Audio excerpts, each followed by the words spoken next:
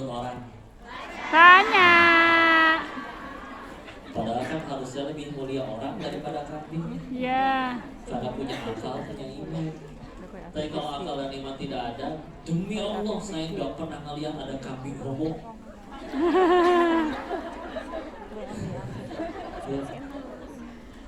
Tapi kalau manusia bisa tuh ada yang kayak gitu. Gimana kabar para jomblo-jomblo ini? Tenang, insya Allah.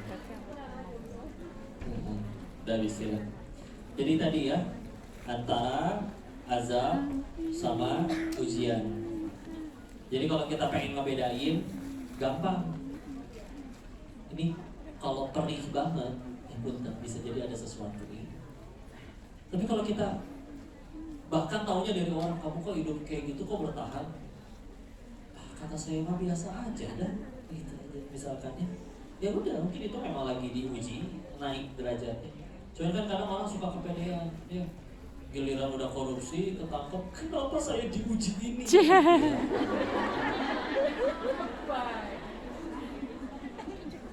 Kenapa saya? Udah hijrah misalkan, akhirnya beneran hijrah 3 bulan misalkan. Setelah 3 bulan doanya belum dikabul. Kenapa engkau tidak mengabulkan? Kadang maksiat 14 tahun, tobat baru 3 bulan gitu.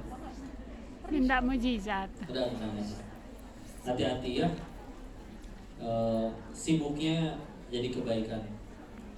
Saya mau cerita lagi, boleh? Boleh.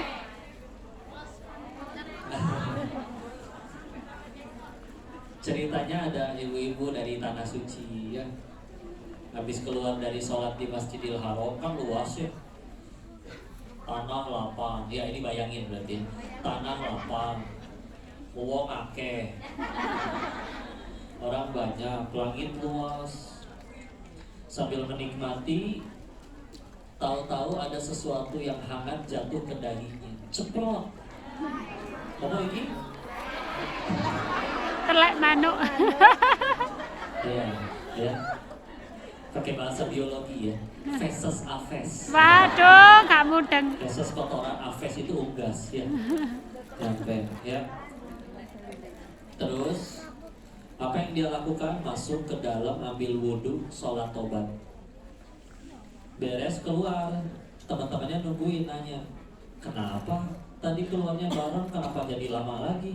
Iya, tadi saya kena burung. Terus gimana? Ke dalam sholat tobat. Kenapa kena burung sholat tobat? ini, silakan duduk sini ya. Sini tak jelas no. Nih, Tak kandani. nih, coba tengok. Manusia segini banyak, tanah segini lapang, langit segitu luas. Jidat saya segede gini, pantat burung segede gini. Tolong jelaskan probabilitasnya bisa nyampe sini. Di situ ada dosen fisika. Betul juga. Sudut trigonometri kemiringan dari simpostal, kelembaban udara, kecepatan angin, massa jenis kotoran, diameter dahi. Masya Allah, sulit sekali. Ada lagi yang cerita, ada satu faktor yang lebih sulit. Apa itu? Tingkat kemelesan si burung. Bisa-bisanya mules lihat ibu, biasa aja burung. Oke. Ya udah, dia mau gimana? Mau marah? Saya tidak terima. Tanda terima masih ada di sini. Gak bisa ya. Mau berkata, dasar burung kurang ajar. Kan burung Arab, gak ngerti bahasa Indonesia. Ya. Balik lagi, ya udah, dia sibuk memikirkan, ya Allah, pasti ada sesuatu yang mengundang ini. Bismillah. Ya. Ya meskipun ceritanya seperti ini, ambil hikmahnya aja ya. Saya cerita lagi boleh? Boleh. Sudah mulai. Jadi saya pertamanya nyoba praktekin itu ketika terjadi, jadi sekitar kapan ya? Instagram saya tuh pernah dihack, ya. Tahu-tahu nggak bisa login, gitu, ya. pakai nomor telepon, pakai email, pakai apa, pokoknya udah nggak bisa. Udah gitu ya udah, mau nggak mau lah, udahlah pasrah. Bikin akun baru, namanya akun baru, masih baru banget. Masa tahu-tahu ada yang DM? Kan berarti ditungguin dong. Terus ngomongnya pakai bahasa Inggris. I have your account. Aku punya akun kamu.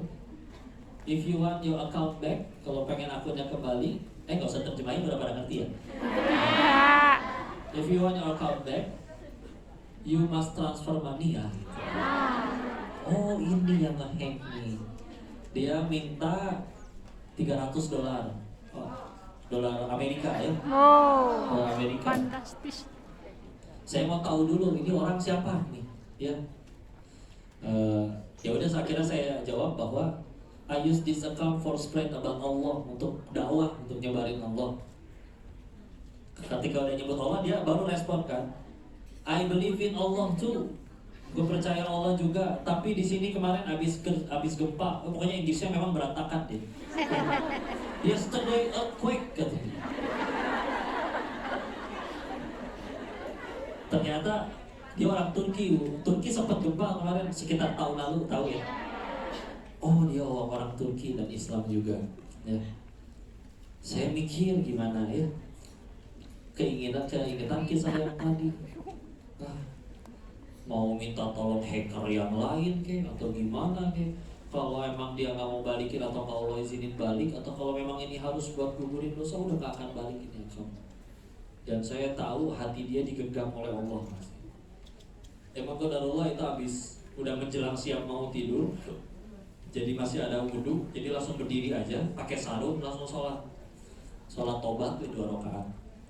Beres sholat, ceritanya kan doa, ngobrol sama Allah, ya Allah, hamba tahu akun itu dipakai tidak baik, karena akun itu sudah ada waktu masih jadi bandar judi di Thailand. Ya.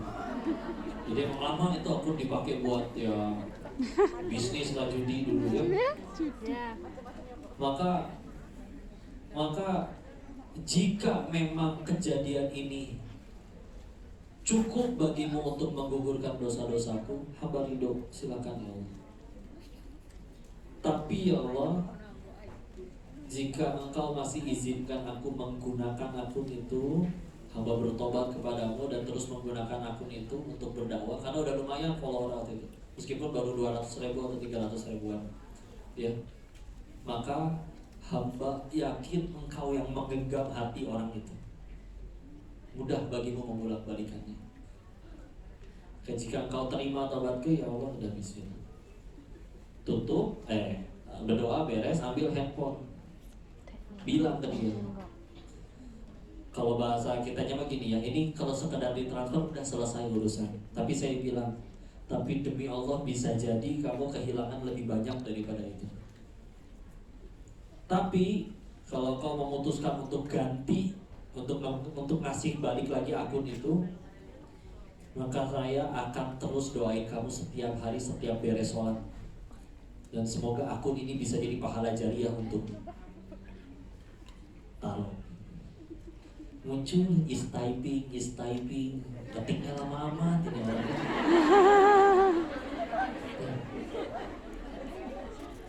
Ya, namanya susah lagi Bu. Jadi kedoainnya kan saya kagok ya.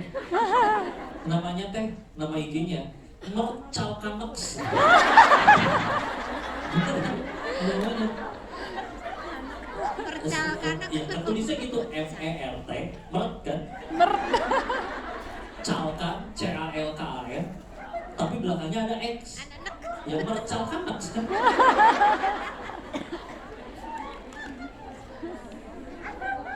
Centung mau keluar.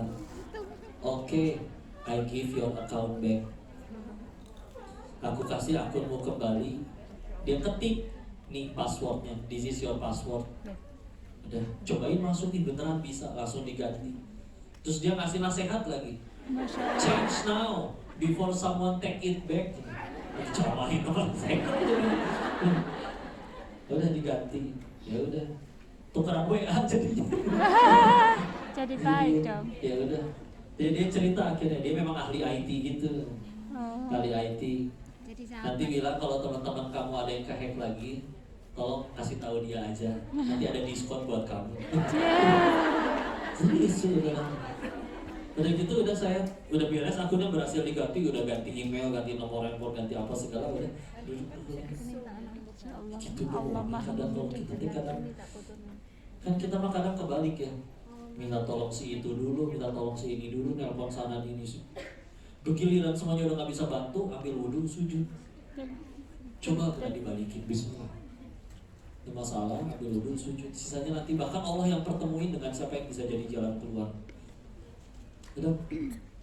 Saya mikir ini nyari hacker tengah malam kayak gini juga siapa gitu.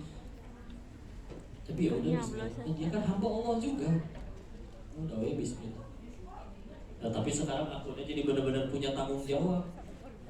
Ya untuk ya tadi sesuai yang dijanjikan sama ya silakan kalau semua pengen ikut doain ya. Ya Allah selalu lindungi mercal kanak. Mercal kanak.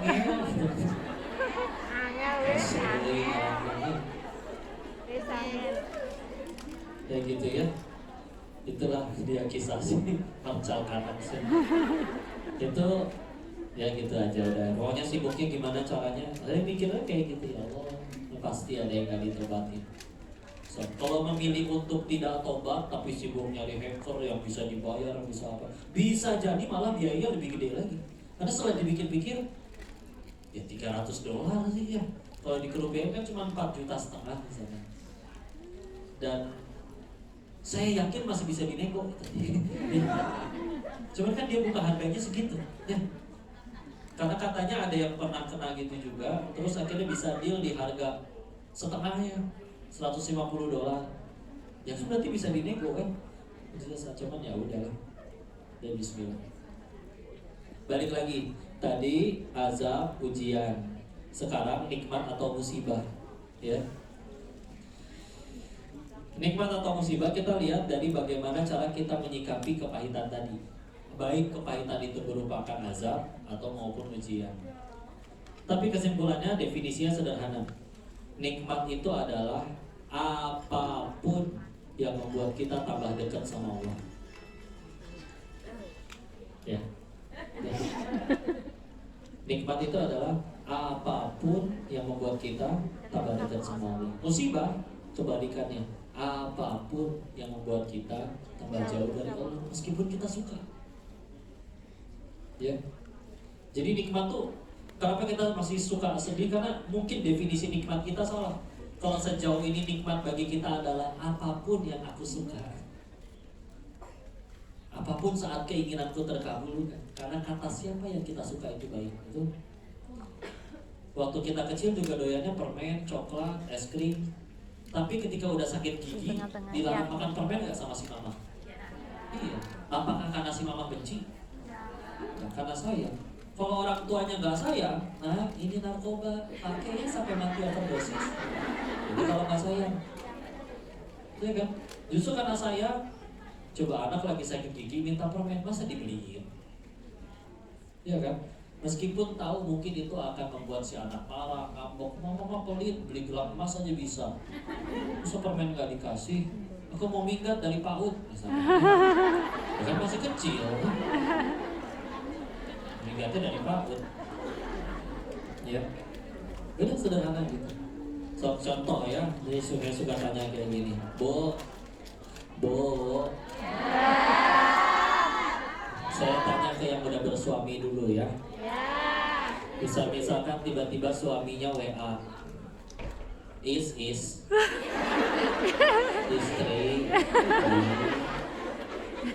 boleh kan panggil? Boleh. Ya Pak Su. Jawab dong. Ya Pak Su. Suami. Jangan suzon.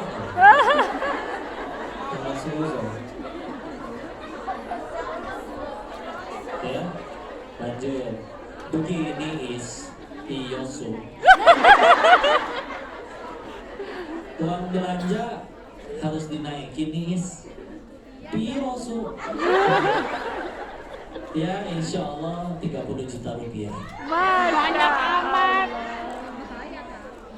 Tiap bulan tiap minggu. Asik. Gampang ya, sebagai wanita tuh tinggal dikasih khayalan aja sih. Aja.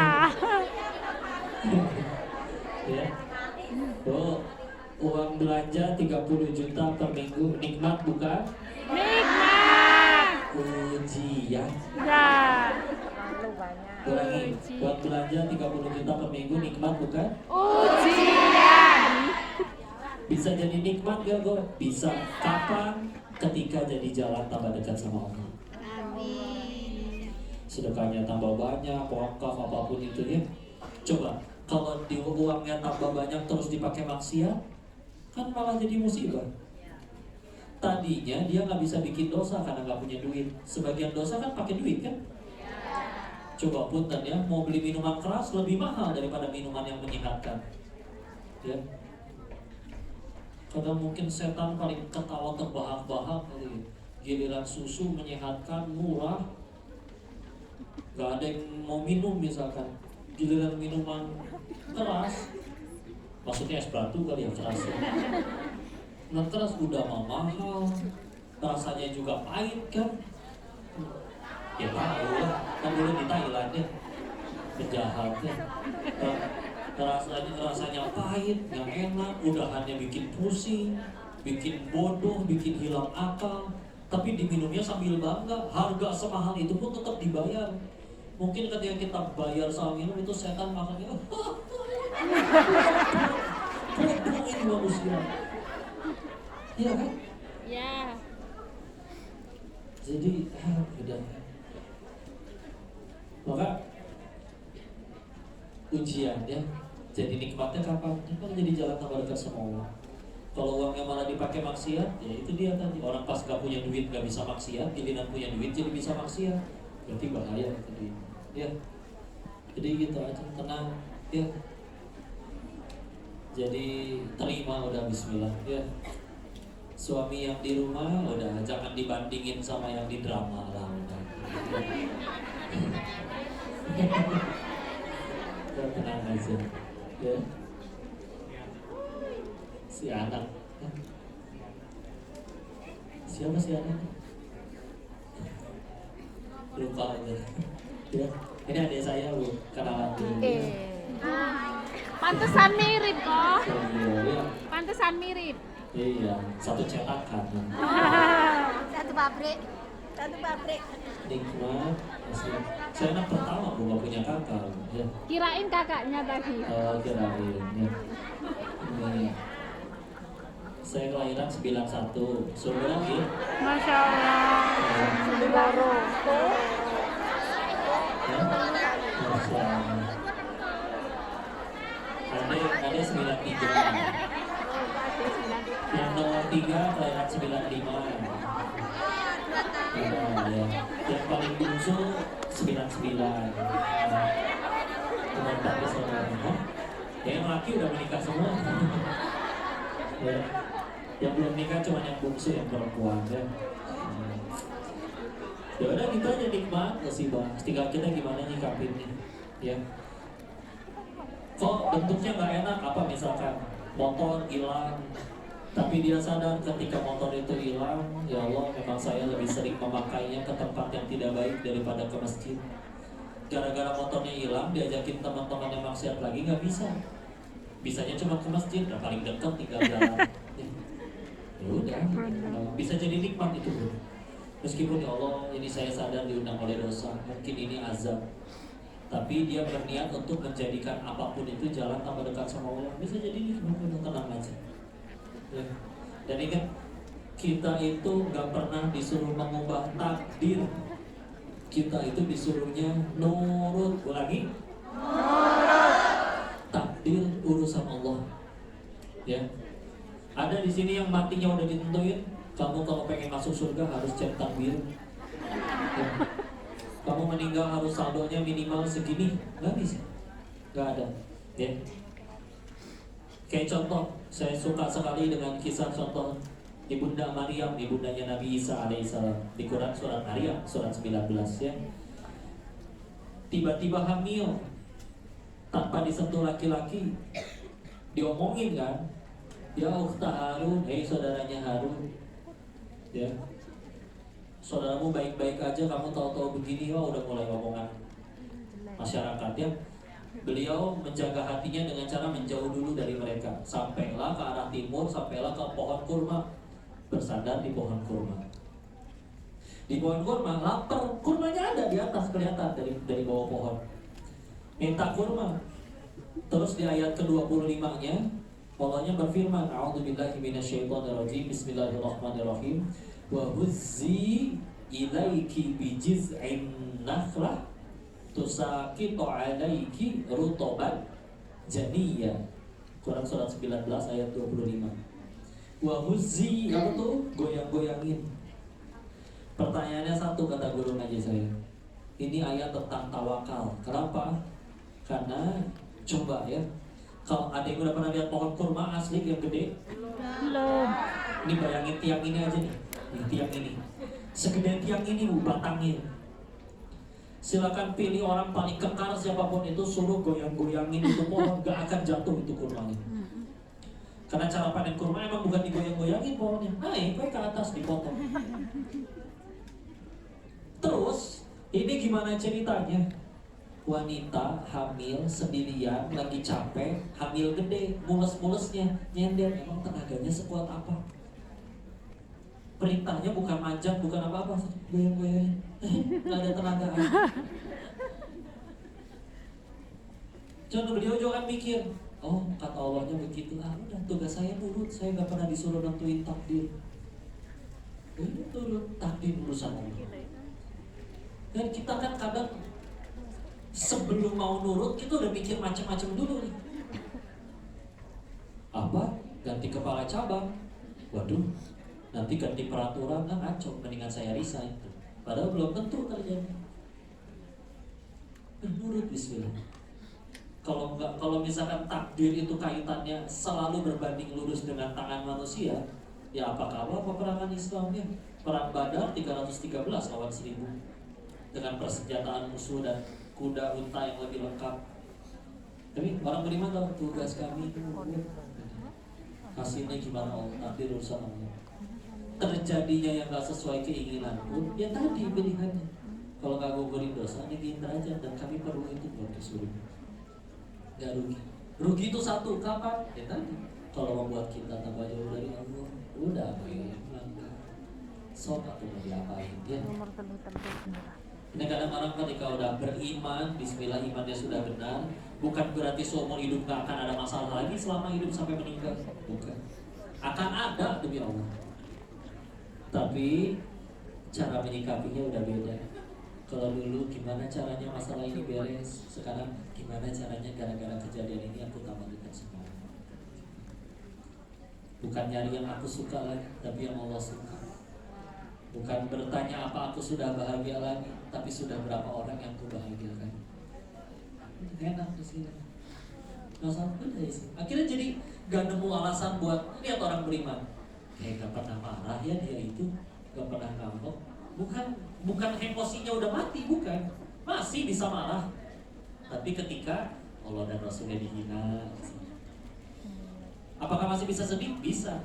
Apa? Ketika aku hari ini tidak lebih taat daripada aku yang kemarin. Kenapa kemarin bisa tahajud hari ini? Ya, tobat. Padahal seumur hidup gak tahajud juga gak dosa. Ya.